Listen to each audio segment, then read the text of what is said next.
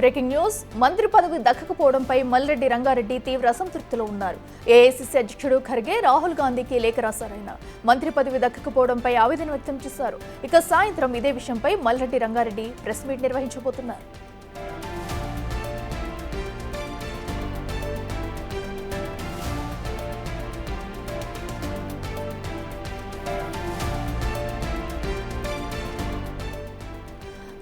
ఏదైతే మంత్రివర్గ విస్తరణలో అటు మల్రెడ్డి రంగారెడ్డికి అయితే చోటు దక్కలేదో దీంతో ఆయన పూర్తిగా అసంతృప్తిలో ఉన్నట్టు తెలుస్తుంది. దీనిపై ఇప్పటికే అటు రాహుల్ గాంధీకి కూడా లేఖనైతే రాశారు మల్రెడ్డి రంగారెడ్డి. అయితే ఇదే విషయానికి సంబంధించి ఈ రోజు సాయంత్రం అటు మీడియా సమావేశం పెట్టి కూడా తన ఆవేదనను వ్యక్తపరిచేనట్టుగా కూడా సమాచారం అందుతుంది. అయితే ప్రస్తుతానికి అటు మంత్రివర్గ విస్తరణ ఎన్ని రోజులుగానో అటు వాయిదా పడుతూ వచ్చింది. అయితే ఎట్టకేలకు మంత్రివర్గ విస్తరణ అయితే ఈ రోజు జరిగింది. అయితే ఈ నేపథ్యంలో కొంతమంది అయితే ఆశపడి భంగపడిన వారు ఉన్నారు. అయితే వారందరినీ కాంగ్రెస్ ప్రభుత్వం బుజ్జగించే ప్రయత్నం చేస్తుంది. అయినప్పటికీ కూడా మల్రెడ్డి రంగారెడ్డి ఇంకా అసంతృప్తిలోనే ఉన్నారు. మరి దీనికి సంబంధించి కూడా అటు రాహుల్ గాంధీకి కూడా లేఖ అయితే రాశారు. మరి దీనిపై అటు మరోసారి అధిష్టానం ఆలోచిస్తుందా లేదంటే ఇంకా ఏ విధమైన న్యాయం చేస్తుంది, అసలు మల్రెడ్డి రంగారెడ్డి ఒకవేళ బుజ్జగించి ఇంకేదైనా పదవి ఆశించి ఉన్నారా అనేది కూడా మనం చూడాలి. అయితే ఈ రోజు సాయంత్రం ఆయన నిర్వహించబోయే మీడియా సమావేశంలో ఏం మాట్లాడతారు, తన మనసులోని మాటను బయట పెడతారా, తను ఎలాంటి పదవి ఆశిస్తున్నారు, ఎందుకంటే ఇప్పటికే అటు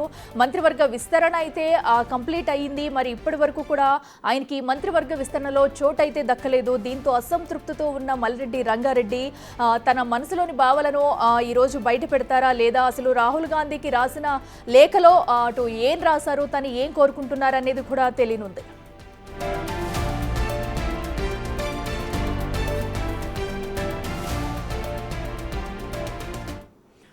మంత్రి పదవి దక్కకపోవడంపై మల్రెడ్డి రంగారెడ్డి తీవ్ర అసంతృప్తిలో ఉన్నారు. ఏఐసీసీ అధ్యక్షుడు ఖర్గే రాహుల్ గాంధీకి లేఖ రాశారైన మంత్రి పదవి దక్కకపోవడంపై ఆవేదన వ్యక్తం చేశారు. ఇక సాయంత్రం ఇదే విషయంపై మల్రెడ్డి రంగారెడ్డి ప్రెస్ మీట్ నిర్వహించబోతున్నారు. ఇక ఇదే అంశానికి సంబంధించి మరింత సమాచారం మా ప్రతినిధి హేమ లైవ్ లో అందిస్తారు. హేమ, చెప్పండి, ఇప్పటికే మంత్రివర్గ విస్తరణ కంప్లీట్ అయినా కూడా ఆశావాహులు అయితే తమ ఆవేదన వ్యక్తం చేస్తూ వస్తున్నారు. అయితే ఈ నేపథ్యంలో Malreddy Rangareddy evening press meet లో ఏం మాట్లాడే అవకాశం ఉందనుకోవచ్చు, డీటెయిల్స్ అంటే? మొత్తానికి ఎన్నో రోజుల నుంచి ఎదురు చూస్తున్న వర్గ విస్తరణ ఒకవైపు జరిగితే మరొక వైపు కొత్తగా మంత్రులంతా కూడా కాసేపటి క్రితమే రాజ్భవన్ వేదికగా ముఖ్యమంత్రి నేతృత్వంలో ప్రమాణ స్వీకారం చేశారు. ఒకవైపు కొత్త మంత్రులు ప్రమాణ స్వీకారం జరిగితే మరొక వైపు ఎవరైతే ఆశావాహులు ఉన్నారో వాళ్ళంతా నిరాశ వ్యక్తం చేస్తున్నారని చెప్పుకోవచ్చు. ఇందులో భాగంగా ఆల్రెడీ ఉదయం నుంచి కూడా operation Meenakshi Natarajan TPCC chief Mahesh Kumar Goud మొదలుపెట్టారు.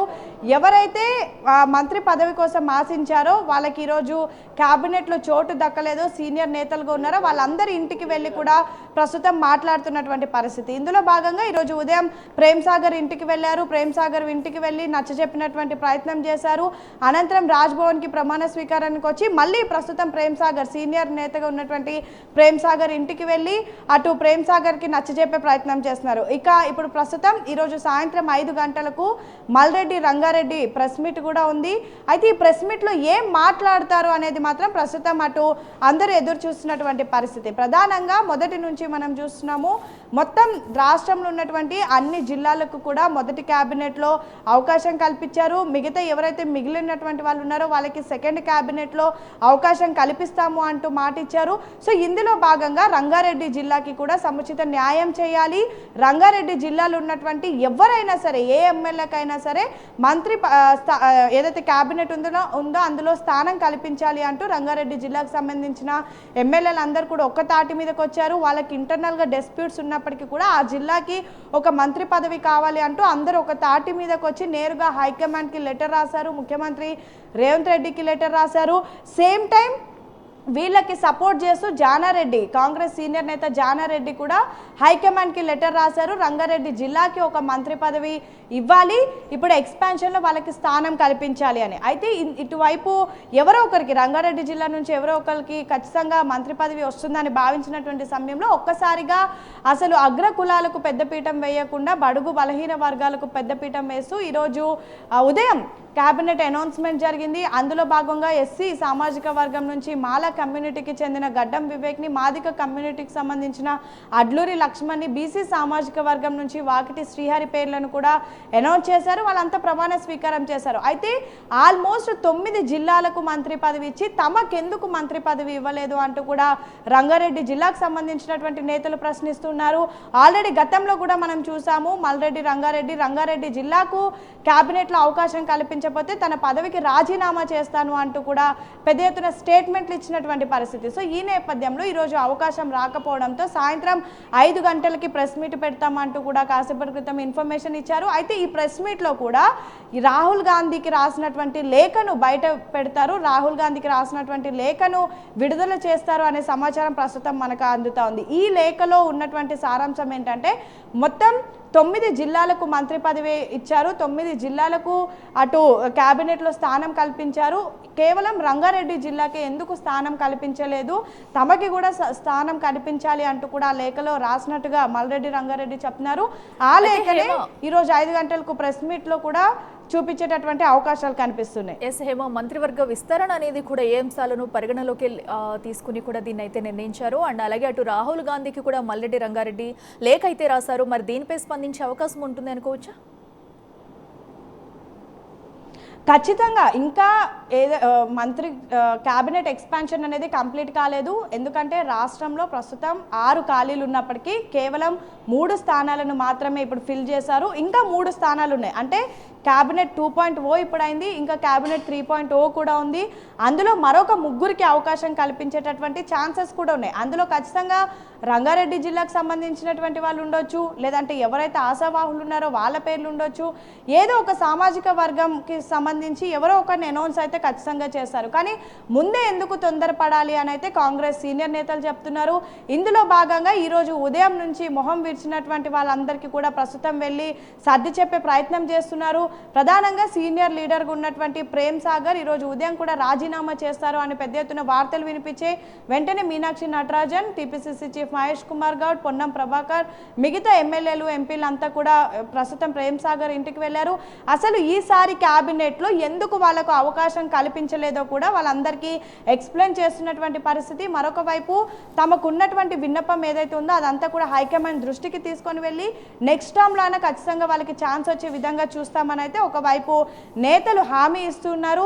ఈలోపే మల్రెడ్డి రంగారెడ్డి ప్రెస్ మీట్ని కూడా అనౌన్స్ చేశారు. అయితే ఈ ప్రెస్ మీట్ ఉంటుందా, క్యాన్సిల్ అవుతుందా అనేది మాత్రం ఇంకా ఒక క్లారిటీ లేదు. ప్రధానంగా ఇప్పటికే అందరికీ నచ్చజెప్పే ప్రయత్నం అయితే చేస్తున్నారు. బుజ్జగింపుల కార్యక్రమం అయితే మీనాక్షి నటరాజన్ ఆల్రెడీ స్టార్ట్ చేశారు. సో ఎవరైతే మంత్రి పదవి ఆశించినటువంటి వాళ్ళు ఉన్నారో వాళ్ళందరినీ కూడా ప్రస్తుతం బుజ్జగిస్తున్నటువంటి పరిస్థితి. సో చూడాలి మరి మీనాక్షి నటరాజన్ చర్చలుగా ఫలిస్తాయా, లేదంటే ఎవరైనా ఏదైనా సీరియస్ డెసిజన్ తీసుకోబోతున్నారా? అసలు evening Malreddy Rangareddy press meet పెట్టినటువంటి సమయంలో తన రాజీనామాని కూడా అనౌన్స్ చేస్తారు అంటూ పెద్ద ఎత్తున కార్యకర్తలు చెప్తున్నటువంటి పరిస్థితి. ఎందుకంటే క్యాబినెట్లో తమకు అవకాశం కల్పించకపోతే ఖచ్చితంగా తన పదవికి రాజీనామా చేస్తున్నారు. మరి ఈవినింగ్ ఏమైనా రాజీనామా చేస్తారా అనేది అయితే వేచి చూడాలి. ఒకవైపు రాజీనామాలు చేస్తారు, బుజ్జగిస్తారు అనే ఒకవైపు జరుగుతుంటే మరొక వైపు ఇంకొక ఛాన్స్ ఉంది కదా, మరొక 3 స్థానాలకు అవకాశం ఉంది కదా, అప్పటి వరకు వేచి చూడాలి అంటూ కూడా దగ్గరున్నటువంటి వాళ్ళు చెప్తున్నట్టుగా సమాచారం అందుతోంది. సో చూడాలి మరి మొత్తానికి ఏం అవ్వబోతోంది. ఎన్నో రోజుల నుంచి ఎదురు చూస్తున్నటువంటి క్యాబినెట్ అనౌన్స్మెంట్ ఈరోజు ఒకవైపు అయితే మరొక వైపు పార్టీలో అంతర్గత విభేదాలు అయితే స్టార్ట్ అయ్యాయని చెప్పుకోవచ్చు. మోరోవర్ కోమటిరెడ్డి రాజగోపాల్ రెడ్డి కూడా ప్రస్తుతం డిసప్పాయింట్గా ఉన్నారు. ఎందుకంటే హైకమాండ్ తనకు పదవి ఇస్తాను అని హామీ ఇస్తేనే తను పార్టీలోకి వచ్చాను అంటూ కూడా బహిర్గంగా చెప్పినటువంటి సిచ్యువేషన్స్ మనం చూసాం. అయితే ఈరోజు రాజగోపాల్ రెడ్డి పేరు వినిపించలేదు, ప్రేమ్ సాగర్ పేరు వినిపించలేదు, మరికొంతమంది ఆశావాహులు పేరు కూడా వినిపించలేదు. మరి వీళ్ళందరికీ కూడా ఏ విధంగా నచ్చజెప్పుతారు? అండ్ ఇంకా నామినేటెడ్ పదవులు ఉన్నాయి, ఇంకా క్యాబినెట్లో 3కి అవకాశం ఉంది. మరి వీళ్ళందరికీ ఏమైనా హామీలు ఇస్తారా, లేదా వీళ్ళు ఎలాంటి డెసిజన్స్ తీసుకోబోతున్నారు? అసలు నెక్స్ట్ మీనాక్షి నటరాజన్ ముందున్నటువంటి పెద్ద టాస్క్ని మీనాక్షి నటరాజన్ ఎలా ఎదుర్కోబోతున్నారు అనేది మాత్రం ప్రస్తుతం ఒక చర్చనీయాంశంగా మారింది. మొత్తానికైతే ఎప్పుడెప్పుడు ఆశావాహుల ఇంటికి వెళ్ళి కూడా అటు మీనాక్షి నటరాజన్ అయితే బుజ్జగించే ప్రయత్నం అయితే చేస్తున్నారు. అయితే మల్లెడ్డి రంగారెడ్డి అయితే అటు ఈ మాటను కూడా పట్టించుకోకుండా అటు ముందుకెళ్లే ఛాన్స్ ఏమైనా కనిపిస్తుందా? ఒకవేళ రాజీనామా వరకు వస్తే కనుక ఇటు అధికార పార్టీ అయితే ఎలాంటి నిర్ణయాలు తీసుకునే అవకాశం ఉందనుకోవచ్చు? ఖచ్చితంగా ఎవరు రాజీనామాలు చేయకుండానే చూసుకునే ప్రయత్నంలో అయితే ప్రస్తుతం హైకమాండ్ ఉంది. యాక్చువల్లీ మీనాక్షి నటరాజన్ షెడ్యూల్ ఈరోజు భూపాల్ వెళ్లాల్సి ఉన్నప్పటికీ కూడా హైకమాండ్ ఇచ్చినటువంటి ఆదేశాల మేరకు మీనాక్షి నటరాజన్ ప్రస్తుతం హైదరాబాద్లోనే ఉన్నారు. అండ్ హైదరాబాద్లో ఉండి ఈరోజు క్యాబినెట్ అనౌన్స్మెంట్ అయిన వెంటనే ఎవరైతే ఆశావాహులు ఉన్నారో వాళ్ళందరినీ కూడా కలిసే ప్రయత్నం చేశారు. మొదటిగా రాజ్భవన్లో ప్రమాణ స్వీకారంలో పాల్గొన్నటువంటి మీనాక్షి నటరాజన్ నేరుగా రాజ్భవన్ నుంచి ప్రేమ్ సాగర్ ఇంటికి వెళ్లారు. ప్రస్తుతం ప్రేమ్ సాగర్ ఇంట్లో భేటీ అయ్యారు. మీనాక్షి నటరాజన్తో పాటు పిసిసి చీఫ్ అదేవిధంగా మంత్రి పొన్నం ప్రభాకర్ కూడా ఉన్నారు. సేమ్ టైం మరి కాసేపట్లో మిగతా వాళ్ళ ఇంటికి కూడా వెళ్ళేటటువంటి అవకాశం ఉంది. ఆల్రెడీ కోమటిరెడ్డి రాజగోపాల్ రెడ్డికి నచ్చజెప్పాలి అని కోమటిరెడ్డి వెంకటరెడ్డికి చెప్పినట్టుగా హైకమాండ్ తెలుస్తూ ఉంది. అసలు ఎందుకు ఈసారి ఈ క్యాబినెట్లో వాళ్ళకి స్థానం కల్పించలేదు అనేది వివరించాలి అంటూ కూడా హైకమాండ్ ఇప్పటికే వెంకటరెడ్డిని కోరినట్టుగా తెలుస్తుంది. సో మల్రెడ్డి రంగారెడ్డిని కూడా వెళ్ళి కలవచ్చు, ఆయనకు కూడా అసలు ఏం జరిగింది ఎక్స్ప్లెయిన్ చేయవచ్చు, అసలు హైకమాండ్ ఏం భావిస్తుందో కూడా తెలియజేయచ్చు. ఎందుకంటే మీనాక్షి నటరాజన్ అటు హైకమాండ్ ఇటు రాష్ట్ర నాయకత్వానికి మధ్యలో ఉన్నారు. అక్కడ వాళ్ళు ఏం చెప్తే అదంతా వచ్చి వీళ్ళకి చెప్పాలి. సేమ్ టైం వీళ్ళు ఏమనుకున్నారో అదంతా కూడా హైకమాండ్కి చేర్చాలి. సో మీనాక్షి నటరాజన్కి అయితే ఆల్రెడీ మొత్తం అసలు ఏం చేయాలి, నెక్స్ట్ కార్యాచరణ ఎలా ఉండాలి అనేది హైకమాండ్ అయితే ఒక క్లారిటీ ఇచ్చే పంపించారు. దాన్నే ప్రస్తుతం మీనాక్షి నటరాజన్ ఫాలో అవుతున్నారు. సో ప్రేమ్ సాగర్ ఇంట్లో చర్చలు కొనసాగుతున్నాయి.